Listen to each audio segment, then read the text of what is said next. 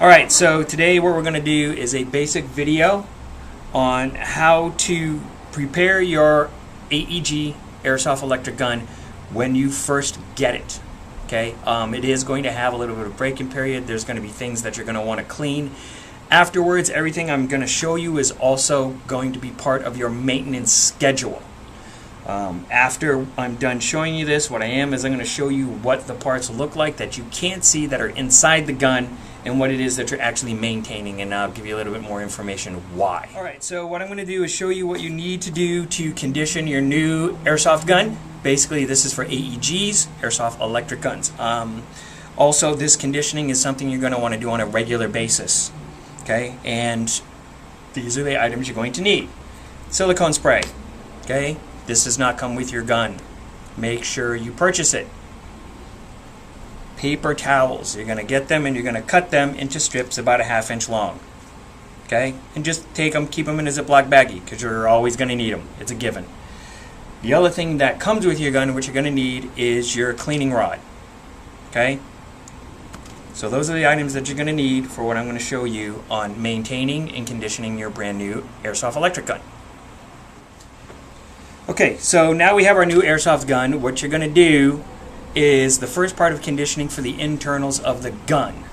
Okay? Or should I say the barrel, hop-up unit, and those two things together are what's going to give you your accuracy and range with an airsoft gun. So it's very important that you actually clean and, as I refer to, condition these parts when you get your gun. So the first thing you're going to want to do, and I'm going to show you with a hop-up unit and an inner barrel out of the gun, but the first thing you're going to look for, and you're going to take your silicone spray, is you're going to look for this raceway in here. That circle silver piece, that's the raceway. That's the bottom of your hop-up unit, which I'm going to show you on a hop-up unit in a minute. But you're going to take your silicone spray and you're going to spray inside of that. So here's our hop-up unit outside the gun. Alright, this is basically what it's going to look like inside your AEG. The parts you need to lubricate with the silicone spray is going to be in here. You're going to give it a little spray. You're not soaking it. You're just spraying it. You want to get a little bit of lubricant in the raceway and a little bit of lubricant on a piece called the bucking. Okay? And this is your bucking. This is an example of a bad bucking. Okay? This bucking is old, it's torn and ripped, but basically I'm using it for an example. Okay? The main part you're lubricating is this piece here. That's why you're spraying inside the raceway. This little piece here inside the bucking, the nub, this is what puts the backspin on your BB. This is what comes in contact with your BB. This is what, if you don't keep it mildly lubricated, is going to get hot, get warm, and when you shoot in full auto, will start to tear. When this starts to tear, you're going to get all sorts of headaches. You're going to get all sorts of jams. You're going to lose your accuracy. You can actually have it go so bad and rip that if a BB gets stuck, it can start a chain reaction in your gun and ruin your entire gear set and piston inside your gun. So it's very important to mildly lubricate this piece. Okay. One other thing is after you spray the silicone in there and you put your magazine and you go to test fire, when we're done with the rest of the pieces here, it will feed 2, sometimes 3 at a time for about 4, maybe 5 trigger pulls, then it will correct itself. Okay? So it's actually very important, and when it does do those double feeds, triple feeds, don't worry about it. It will correct itself. If it doesn't correct itself after 10 trigger pulls, then most likely you got a brand new gun with a bad bucking. Okay? So this is, once again, this is where you're going to spray your silicone spray. Next thing you're going to do is you're going to take your cleaning rod, okay, paper towels that you cut into strips,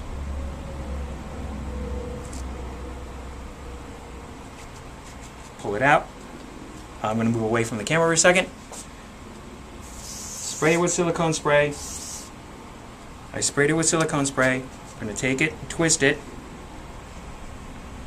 okay, so that it's tapered, and then put it inside the inner barrel. Another important part, your hop-up unit, make sure this piece here is open all the way. Okay? This is a version 2 hop-up. So, it's sitting inside your gun like this. You push it forward, your hop-up is going down. I don't know if you can see it here, but you'll see that this arm is going down. Alright? That means the hop-up is engaged. When you're cleaning your barrel, you want your hop-up disengaged. So, push it down, away from the front of your gun, away from the muzzle, so that this arm comes up. Then you're going to continue with your cleaning rod and just twist and turn. Okay? Move it back and forth a couple times. Whatever. That's what I do. Look at that. Dirt, guck. Basically what this is going to be on a new barrel is going to be mold release, maybe some cutting fluid, or maybe some liquid left over from this barrel is aluminum from the anodizing. Whatever, there's always going to be dirt and grime in there because it's brand new. So you can either do it once, which is fine if it comes out looking like that, or you can do it as many times as you want. But basically, you know, when you look at the paper towel, that's what it looks like. Nice and clean. Now you've successfully conditioned your inner barrel. You're bucking this piece here, so you're good to go and ready to go shoot and test your gun. Okay, so this is the last part of this maintenance video, and it's setting it up to store it. And the proper way to store it is also part of maintaining it. Okay, and this is not in the manual. Alright, so basically what you're going to do before you put your gun away is you're going to make sure your magazine is out, no BBs in there, pointed in a safe direction. I personally do this every time I walk off the field. Okay, before I go into the goggles off zone or the safe zone, however your field names it, this is what I do. And this is a big part of maintenance. Put it in semi, pull the trigger 3 or 4 times while it's pointed at the ground. While I'm looking at the ground, I can see that it's cleared, and I am resetting the piston to its proper position for the gun to be stored. And I'm going to show you why as soon as I get the parts. Okay, so I'm back with the parts that I'm going to use to show you why you need to reset the piston to its proper resting position. Okay, this is a gearbox. All the gears, of course, are missing. But what I want to show you is this is your piston that you need to reset. This is the spring. This is how your gun shoots.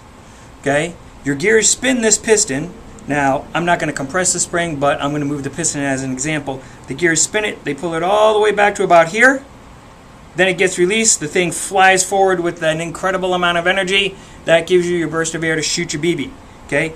If you look at that, this spring is being compressed minimally 50%. So, if you don't reset it and you leave it here, you have all that energy trapped here. Okay? There are little guides here to keep the piston in line, but that doesn't mean that it won't move or wiggle. Okay? That can cause your piston to get jammed. The other thing is the sheer force of the spring's energy pushing on your gears. When you pull that trigger with the energy of the spring sitting all the way back here, you can jam your gears. See these teeth here? They're plastic. Okay? Your gearbox gets jammed because you didn't reset your piston. You're going to strip these teeth. Alright? That's what you want to avoid.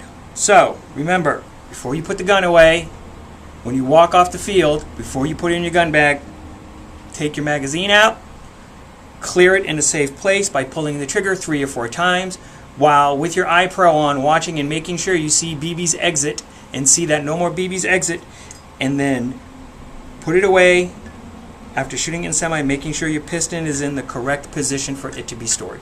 And that's it. You do that, your gun will last forever. Alright? Thanks for listening to me, guys, and I hope you have a great day. Later.